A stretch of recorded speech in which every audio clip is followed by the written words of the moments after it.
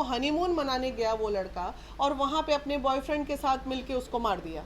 तो ये कितना बड़ा नुकसान है, आप समझ रहे हैं। एक धारणा बनी हुई थी कि पुरुष बदमाश है, अब तो वो धारणा ही खत्म हो गई। अब तो लग रहा है कि भाई महिला हो या पुरुष, संकीर्ण मानसिकता और पागलपंती वाले लोग और साइको जो होती हैं वो दोनों में पाया जाता है। लड़की है तो है, उससे कोई फर्क नहीं पड़ता। अगर वो क्रिमिनल है, लड़की हो या लड़का, उसको सजा मिलनी चाहिए। और तुम्हें शादी नहीं करना है तो तुम एक काम करो कि अगर पेरेंट बिल्कुल नहीं मान रहे और तुम्हारे मन में ये धारणा आ रही है कि कोई बात नहीं, शादी के बाद पति को मार देंगे या बॉयफ्रेंड के साथ भाग जाएंगे, तो इससे बेटर है कि तुम शादी के पहले ही घर छोड़ के भाग जाओ और दूसरों को मारने के पहले खुद ही जहर खा के मर जाओ। तालिबान की तरह, सऊदी की तरह सीधे अब एक का हाथ सीधे, अब वैसा संविधान की जरूरत है, वैसा कानून व्यवस्था की जरूरत है हमारे इंडिया में भी। अब संविधान में बदलाव होना चाहिए, मौत के बदले मौत होनी चाहिए।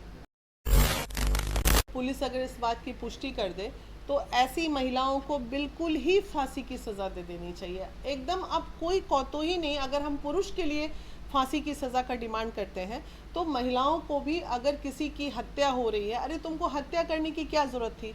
तुम भाग जाती, अपने बॉयफ्रेंड के साथ कहीं चली जाती, कम से कम किसी के बच्चे को तो ज़िंदा रहने देती।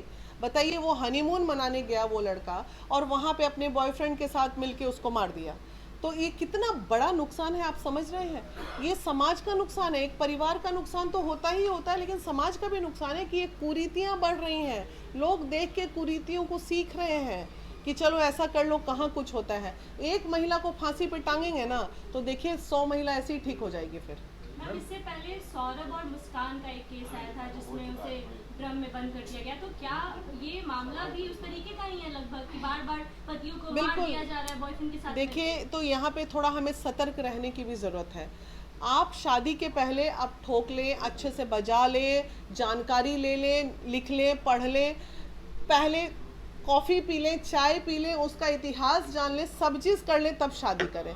पूछ लें ना, 10 बार पूछ लें, अच्छे से पूछ लें कि भाई तुम्हारा कहीं अफेयर तो नहीं, अगर है तो बता दो, अभी मैं हैंडल कर लूँगा। ये सब चीज़ें कॉमन चीज़ें हैं जो लड़कों को ज़रूरी है शादी करने के पहले लड़कियों से पूछना, और लड़कियों को भी ज़रूरी है। सवाल ये है कि लड़की जो इस तरह घटना का अंजाम देती है उसके पीछे कौन लोग हैं, कौन जिम्मेदार है? कोई जिम्मेदार कोई लोग नहीं होता है, बस बॉयफ्रेंड होता है और ये साइको टाइप की लड़कियां होती हैं। साइको लड़के होते हैं तो साइको लड़कियां भी तो होती हैं, ऐसा थोड़ी है कि नहीं होती।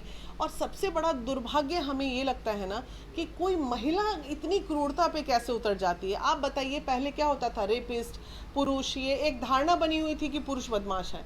अब तो वो धारणा ही खत्म हो गई। अब तो लग रहा है कि भाई महिला हो या पुरुष, संकीर्ण मानसिकता और पागलपंती वाले लोग और साइको जो होती हैं वो दोनों में पाया जाता है इस तरह की बीमारी।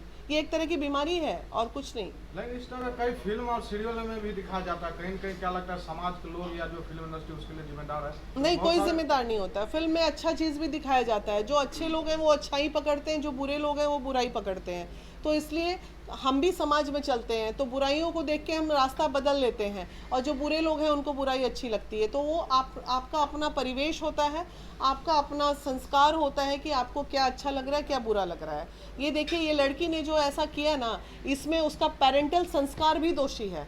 ऐसा लड़की का मन बढ़ू बनाना, ये कहीं ना कहीं पेरेंट भी होते हैं इसमें। ऐसा नहीं है कि पेरेंट इन्वॉल्व नहीं होते हैं, बच्चों को संस्कार देने में ज़रूर होते हैं। मैम, 4 लड़के की गिरफ्तारी हुई है उसके साथ, उसकी पत्नी के साथ, और उसमें कई उसके प्रेमी बताए जा रहे हैं। इसमें क्या इस तरह की घटना में इतने लोगों का इन्वॉल्व होना सोच सकते हैं? क्या ही बोल सकते हैं। अब देखिए, जो बुराइयां हैं वो तो समाज के सामने आ गई, लेकिन फिर भी हम एक ही रिक्वेस्ट करेंगे कि कोई भी लड़कियों को, ये केस के बाद कोई भी लड़कियों को, बेटा अगर तुमको ऐसा लग रहा है कि तुम्हारी शादी ज़बरदस्ती हो रही है और तुम्हें शादी नहीं करना है, तो तुम एक काम करो कि अगर पेरेंट बिल्कुल नहीं मान रहे और तुम्हारे मन में ये धारणा आ रही है कि कोई बात नहीं, शादी के बाद पति को मार देंगे या बॉयफ्रेंड के साथ भाग जाएंगे, तो इससे बेटर है कि तुम शादी के पहले ही घर छोड़ के भाग जाओ और दूसरों को मारने के पहले खुद ही जहर खा के मर जाओ। ये ज़्यादा अच्छा है, दूसरे को क्यों मारोगे? पहले महिलाएं डरती थी कि पता नहीं कैसा परिवार मिलेगा, कैसा पति मिलेगा, दहेज के नाम पे मार डाले। अब पुरुष डर रहे हैं कि पता नहीं कैसी पत्नी मिलेगी, कहीं ड्रम में ना बंद कर दे या फिर इस तरीके से मार डाले। देखिए, आप लोग सिर्फ ये सोच रहे हैं कि एक पति के लिए पत्नी आती है। एक पत्नी पूरे परिवार के लिए आती है, उसके माँ के लिए आती है, उसके बाप के लिए आती है, एक घर बसाने के लिए आती है। तो आप ये मत सोचिए कि एक लड़के के मौत से उसको कनेक्ट मत कीजिए। वो पूरा का पूरा घर बर्बाद होता है जब एक गलत लड़की घर में आ जाती है, तो पूरा का पूरा घर बर्बाद हो जाता है, उसका जीवन बर्बाद हो जाता है। इसलिए इन सब चीज़ों को माँ बाप को बहुत ज़रूरी है बेटियों को संस्कार देना और साथ ही साथ बेटों को भी संस्कार देना, क्योंकि कहीं ना कहीं बेटियां भी तो प्रताड़ित हो रही है ना। इस बात से तो इग्नोर आप नहीं कर सकते हो।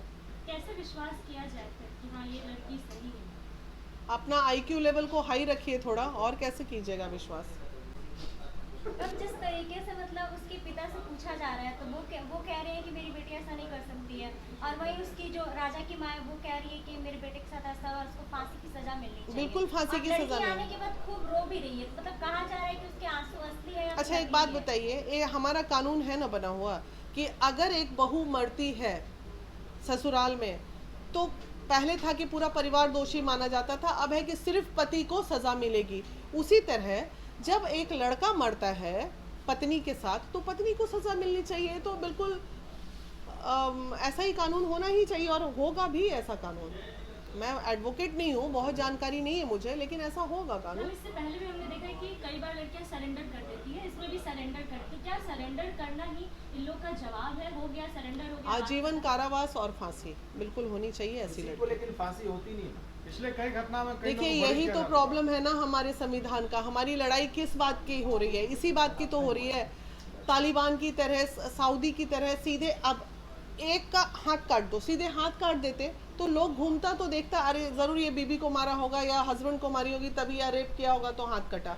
सीधे अब वैसा संविधान की ज़रूरत है, वैसा कानून व्यवस्था की ज़रूरत है हमारे इंडिया में भी। अब बहुत ज़रूरी है, नहीं तो अपराध पे अपराध, अपराध पे अपराध होते चले जा रहे हैं, और ये बस तारीख पे तारीख दिए चले जा रहे हैं। ऐसे तो हो गया, फिर अपराध कभी रुकेगा ही नहीं हमारा। लेकिन इस तरह घटना शादी विवाह के बाद ही देखने को मिलता है, इसको लेकर क्या कहें? कि शादी विवाह के पहले नहीं मिलता है क्या भाई? बहुत कम घटना मिलता है। नहीं, शादी विवाह के पहले भी रेप केसेस के मामले देख लीजिए, बहुत ज़्यादा बढ़े पड़े हैं। छोटी छोटी बच्चियों का रेप हो रहा है। अपराध होता है बाद में, और पहले का कोई परिभाषा नहीं है इसमें। मैम ऐसी लड़कियों को क्या कहना चाहेंगे जिस तरीके से ये मामले कई सारे सुनने और देखने को मिल रहे हैं? ऐसा नहीं है कि सिर्फ यही मामला है। कुछ नहीं कह सकते हैं। संस्कार को डेवलप कीजिए, अपने सिद्धांत को डेवलप कीजिए, और प्यार मोहब्बत से बढ़ के भी दुनिया में बहुत काम है ना। अंतिम काम है क्या जी प्यार मोहब्बत? हाँ, और काम नहीं है दुनिया में। अपना परिवार है, अपना घर है, अपना कैरियर है, अपनी ज़िंदगी है। शादी ही अंतिम निर्णय है? बिल्कुल नहीं। लड़की नहीं करना है मत करो, किसी को मारो तो मत।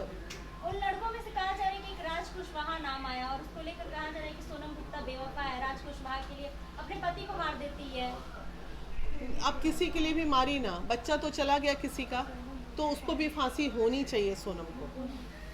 अच्छा, लड़का जो मान लीजिए ऐसे जैसे अभी तो मान लीजिए मारा गया, बहुत जगह देखा जाता है आत्महत्या कर लेता है, क्या लड़का इस पर कदम उठाना चाहिए? बिल्कुल, हम दिन रात देखते हैं हमारे ऑफिस में। एक अभी थोड़ी देर पहले जो केस आप लोगों ने देखा, उसमें उसके पास आत्महत्या के अलावा दूसरा कोई उपाय नहीं है ना।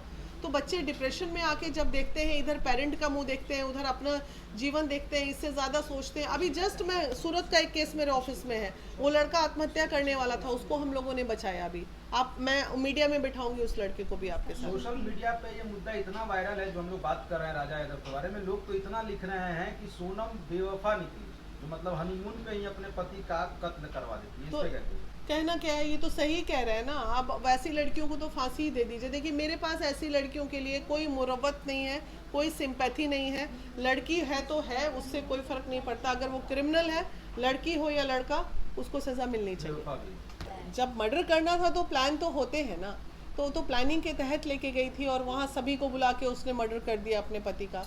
तो इसमें क्या ही कहना है। अब देखिए होगा कुछ नहीं। प्रशासन इसमें क्या करेगी? वाइफ को कुछ दिन रखेगी, ट्रायल चलेगा, बेल चलेगा, ये खेल चलेगा, यही सब चलेगा कानून में। कुछ दिन बाद पता चलेगा पत्नी दूसरी शादी करके घर बसा रही है, जिसका बच्चा जाना था चला गया। I hate this type of law. मुझे पसंद नहीं, मुझे अच्छा नहीं लग रहा देख के। अब संविधान में बदलाव होना चाहिए, मौत के बदले मौत होनी चाहिए।